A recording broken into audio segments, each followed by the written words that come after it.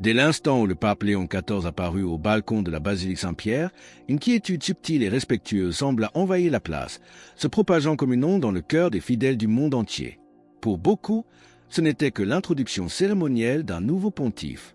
Mais pour d'autres, familiers des échos anciens des prophéties catholiques, ce moment éveilla quelque chose de plus profond. Le souvenir d'une prédiction circulant à travers les siècles, mêlant foi, mystère et émerveillement. Une prophétie attribuée à l'un des voyants les plus intrigants et débattus de l'Église, Saint Malachie. Avant de rejeter cela comme une simple légende médiévale, posons-nous une question troublante. Et si une vision, consignée il y a des centaines d'années, commençait à se dérouler aujourd'hui, en temps réel, au cœur même de l'Église, sous le dôme de Saint-Pierre et dans la vie du nouveau pape Léon XIV? Pour comprendre pourquoi cette prophétie retient tant l'attention, il faut d'abord savoir ce qu'elle énonce réellement et pourquoi elle provoque des frissons chez les érudits, les théologiens et même les simples croyants. Car, voyez-vous, le pape Léon XIV n'a pas simplement succédé à son prédécesseur.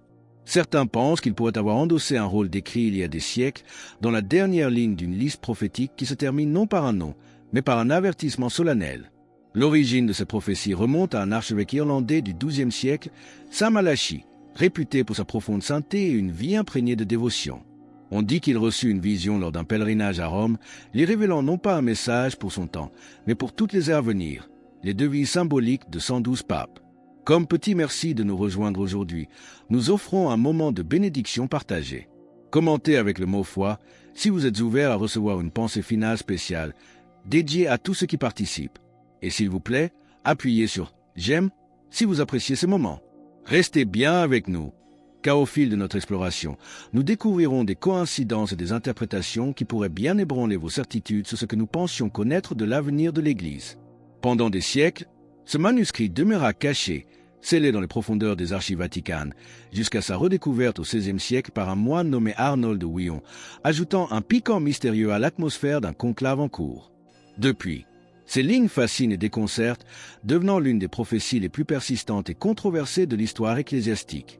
Car les pensées de Dieu ne sont pas nos pensées, et ses voix ne sont pas nos voix, nous rappelle Isaïe 55, 8, nous invitant à considérer les mystères divins avec humilité et ouverture. Mais que se cache-t-il exactement derrière ces devises énigmatiques et pourquoi la dernière inscription suscite-t-elle tant d'interrogations et une sourde inquiétude à l'aube de ce nouveau pontificat? Saint Malachie, né Mael Malmac au Morguer au XIIe siècle en Irlande, fut une figure marquante de la réforme de l'Église irlandaise, connue pour sa piété et son zèle apostolique. Archevêque d'Armagh, sa vie fut un témoignage de dévotion profonde. C'est lors d'un voyage à Rome, en 1139, qu'il aurait été gratifié, selon la tradition, d'une vision prophétique saisissante. Devant ses yeux se serait déroulé, en une série de courtes devises latines, les caractéristiques ou les destins de 111 papes qui se succéderaient sur le trône de Pierre, depuis Célestin II, élu en 1143, jusqu'à un dernier pontife dont l'annonce est particulièrement énigmatique. Ce document, transmis et recopié, aurait ensuite disparu pendant plus de 4 siècles, dormant dans l'ombre des bibliothèques ecclésiastiques. Il ne refit surface qu'en 1595, publié par le moine bénédictin Arnold de Wyon dans son ouvrage Lignum Vitae. Cette parution tardive, en plein conclave, souleva immédiatement un débat passionné qui perdure encore. S'agissait-il d'une authentique prophétie médiévale ou d'une habile fabrication du XVIe siècle, peut-être destinée à influencer l'élection papale d'alors? Les sceptiques soulignent la clarté étonnante des devises correspondant aux papes antérieurs à 1590 et la nature plus vague de celles concernant les pontifes ultérieurs. Cependant, pour de nombreux croyants, la précision avec laquelle certaines devises semblent correspondre à des éléments de la vie, des armoiries ou du pontificat des papes concernés est troublante. On y voit des allusions à leur nom de famille, leur lieu de naissance ou des événements marquants de leur règne. Sondez les Écritures, nous dit Jésus en Jean 5h39, non pour chercher une vaine curiosité, mais la vie éternelle. De même, ces prophéties, si elles sont authentiques, ne sont pas données pour satisfaire notre soif de l'avenir, mais peut-être pour nous rappeler que Dieu tient l'histoire dans sa main. Quoi qu'il en soit de son origine, la liste de Malachie a traversé les âges, alimentant autant la foi que la controverse, et nous voilà parvenus, selon ce conte, à la 112e et dernière description. Une description qui se distingue radicalement des précédentes, non par un simple motto, mais par un avertissement qui résonne avec une intensité particulière aujourd'hui. Alors que la liste approche de son terme redouté, une question brûle toutes les lèvres. Qui est ce Pierre le Romain annoncé? Et son règne inaugure-t-il réellement les tribulations finales ou une ère de purification insoupçonnée pour l'Église? Le chapitre suivant explorera les interprétations les plus saisissantes. Fonte Contedo Relacionado. La 112e et dernière inscription sur la liste de Malachie se distingue radicalement des 111 devises qui la précèdent. Ce n'est plus un simple motto poétique ou symbolique, mais une phrase plus longue, chargée de solennité et perçue par beaucoup comme un avertissement. In persecution extrema essere sedebit Petrus Romanus, qui passait ov in multi tribulationibus, qui but transacti civitas septicoli dirutur, et judex tromandus judicabi populum suum. Traduite, elle annonce: dans la dernière persécution de la Sainte Église romaine, siégera Pierre le Romain, qui paîtra ses brebis au milieu de nombreuses tribulations. Celle-ci terminée, la cité aux 7 collines sera détruite, et le juge redoutable jugera son peuple. Cette conclusion dramatique a, bien entendu, alimenté d'innombrables spéculations au fil des siècles. Chaque nouveau pape suscitait des interrogations. Serait-ce lui, le Pierre le Romain? Après le pontificat de François, l'élection du pape Léon XIV a ravivé avec une intensité nouvelle cette curiosité teintée d'appréhension. Pourrait-il être celui que Malachie aurait véritablement entrevu pour guider l'Église à travers une période de purification, et non de destruction comme certains l'interprètent? D'ailleurs, les origines de Léon XIV, son service pastoral humble et proche des pauvres, notamment lors de ses années de mission au Pérou, dessinent l'image d'un berger attentif aux besoins spirituels plutôt qu'à la puissance institutionnelle, un profil qui, pour certains, coïncide avec la figure du pasteur décrit dans la vision de Malachie, celui qui doit guider son troupeau en des temps d'épreuve. L'Église catholique, il est crucial de le souligner, n'a jamais officiellement entériné la prophétie de Saint Malachie comme faisant partie du dépôt de la foi. Elle demeure une révélation privée, sujette à l'interprétation personnelle et non contraignante pour la foi des fidèles. Car Dieu n'est pas un Dieu de désordre, mais de paix, nous enseigne l'apôtre Paul dans 1 Corinthiens 14h33. Pourtant, l'intrigue persiste, car la liste s'achève sur un sentiment de finalité qui évoque non pas tant la catastrophe que la conversion, non l'effondrement mais une décision cruciale. C'est dans ce mystère que beaucoup observent aujourd'hui le pape Léon XIV avec un regard neuf, se demandant non pas s'il est le dernier pape, mais s'il est celui qu'il faut pour une époque comme la nôtre.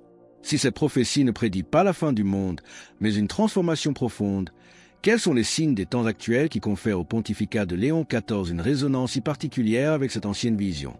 Le prochain chapitre examinera de plus près l'époque unique dans laquelle nous vivons. Alors, qu'est-ce qui rend cette époque si particulière et pourquoi le pontificat de Léon XIV semble-t-il vibrer d'une résonance si forte avec l'ancienne prophétie de Malachie? Élu le 13 mars de l'année 2025, un moment où le monde et l'Église en son sein sont confrontés à des questions abyssales, le pape Léon XIV est le premier souverain pontife issu de l'ordre de Saint-Augustin. Il apporte avec lui une expérience pastorale profondément enracinée, notamment grâce à ses années de service en Amérique latine, au plus près des communautés péruviennes. Sa voix, calme et empreinte de conviction, s'est déjà fait connaître par sa simplicité et sa profondeur, attirant l'attention non par la controverse, mais par une clarté désarmante. Ce qui distingue son pontificat naissant n'est pas tant son origine ou l'ordre religieux qu'il a formé, mais l'esprit avec lequel il sert. Une insistance sur l'humilité, l'écoute active et la guérison, offertes non par des déclarations fracassantes, mais par des gestes constants de présence, de miséricorde et de cohérence. Comme ses prédécesseurs, il hérite cependant d'une Église naviguant dans un monde en mutation rapide. Des conversations doctrinales continuent d'animer des débats passionnés. La pastorale familiale, le rôle de la tradition à l'ère moderne, l'accompagnement des personnes en situation complexe. Ces discussions ne sont pas des marques de division, mais plutôt les signes d'une Église vivante, un corps qui, bien qu'ancré dans la vérité sacrée, continue de marcher avec les hommes et les femmes de chaque époque. Ne craignez point, petit troupeau, car il a plu à votre Père de vous donner le royaume, nous dit Luc 12h32, une promesse qui ancre l'espérance au cœur des incertitudes. Des documents comme Amaury Laetitia ont abordé ces questions avec une invitation à la compassion et à un discernement plus profond, certains y voyant une approche pastorale nécessaire, d'autres estimant son ton perfectible. Ces tensions théologiques ne sont pas nouvelles, elles jalonnent la longue histoire de l'Église, cherchant toujours une meilleure compréhension de la rencontre entre la vérité éternelle et les besoins du présent. Si ce message résonne profondément en vous et que vous vous sentez poussé à affirmer votre foi en cet instant, partagez Amen dans les commentaires ci-dessous. Ces dialogues, parfois vifs mais nécessaires, témoignent d'une Église vivante. Mais comment ces réflexions internes, parfois même des expressions d'inquiétude, façonnaient la perception du chemin à suivre, surtout à un moment jugé aussi crucial? Le chapitre suivant explorera des moments passés de profonde introspection ecclésiale. Ces dialogues internes, ces moments où des voix s'élèvent au sein de l'Église pour exprimer des réflexions, voire des préoccupations, ne sont pas des phénomènes récents ni des signes de rupture. Il témoigne de la vitalité d'une institution 2 fois millénaire qui cherche constamment à sonder sa propre identité et sa mission face aux mutations du monde. Pensons par exemple à l'automne 2013, quelques mois après l'avènement d'un nouveau pontificat qui avait capté l'attention mondiale. Un évêque, Monseigneur Bernard Fellet, connu pour son approche traditionnelle de la doctrine, offrit une réflexion personnelle qui suscita des discussions. Il y évoquait ce qu'il percevait comme des signes de changement au sein de l'Église, suggérant que de telles évolutions pourraient indiquer le début d'une période spirituelle plus exigeante pour la communauté chrétienne. Certains prirent ces remarques au sérieux, d'autres les interprétèrent de manière plus symbolique. Il est important de se rappeler que le dialogue théologique respectueux, loin d'être une rébellion, fait partie intégrante de l'effort continu de l'Église pour rechercher la clarté et la sainteté. Que la parole de Christ habite parmi vous abondamment. Instruisez-vous et exhortez-vous les uns les autres en toute sagesse, nous dit Colossiens 3h16. D'ailleurs, la papauté elle-même revêt des significations diverses. Si certains accueillent certaines décisions doctrinales ou pastorales avec hésitation, des millions d'autres fidèles à travers le globe entrent en résonance profonde avec un message papal axé sur la simplicité, la miséricorde et le dialogue.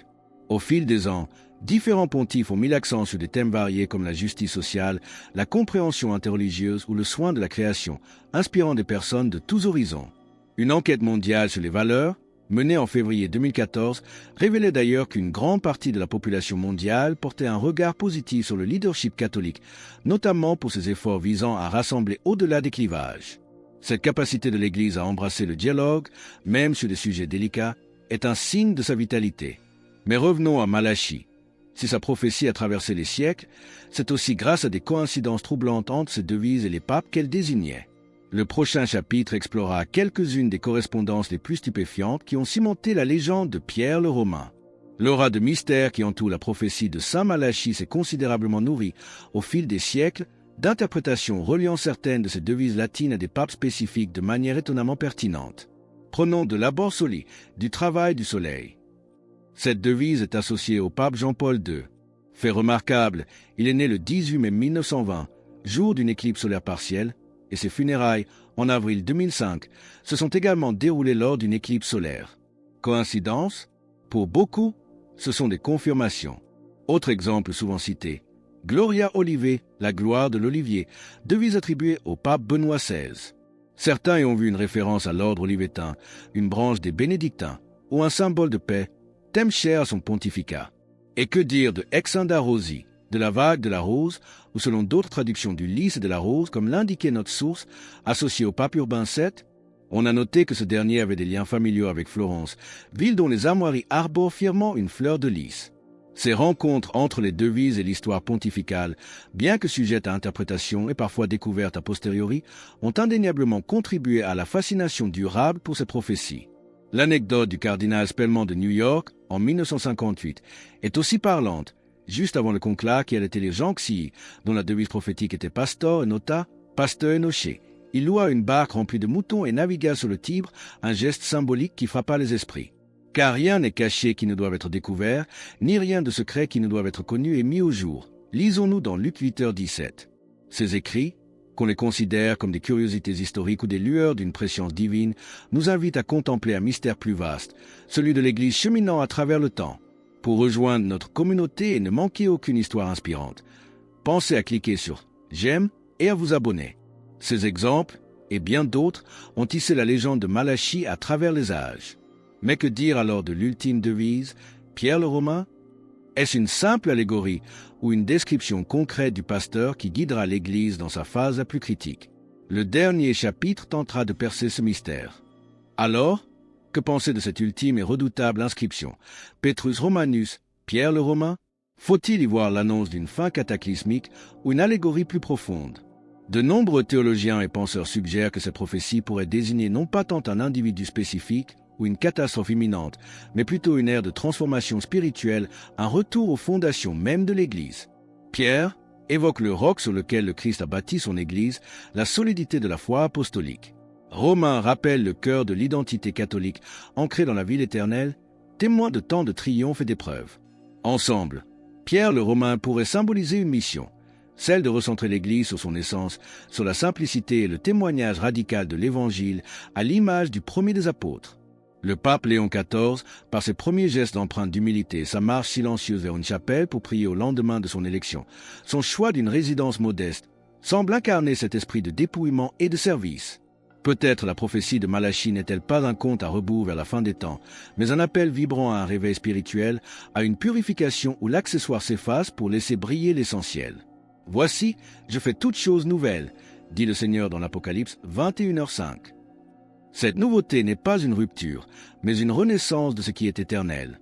Les nombreuses tribulations évoquées ne seraient alors pas nécessairement des persécutions sanglantes, mais les défis de la sécularisation, de l'indifférence et la lutte intérieure pour la fidélité.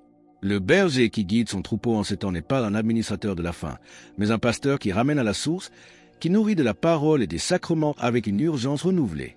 Ainsi, la prophétie, loin d'être un oracle de malheur, deviendrait un miroir tendu à l'Église, l'invitant à redécouvrir sa mission première, être lumière du monde et celle de la terre, signe d'espérance et de miséricorde. Elle nous rappelle que la véritable force de l'Église ne réside pas dans ses structures ou sa puissance temporelle, mais dans la sainteté de ses membres et sa capacité à refléter l'amour du Christ. Alors que nous concluons sur cette espérance d'une Église toujours appelée à se renouveler dans la foi et la charité, nous vous invitons à déclarer votre foi. Commentez « Jésus est roi ci-dessous » pour affirmer cette vérité avec nous. Et votre parcours ne doit pas s'arrêter ici.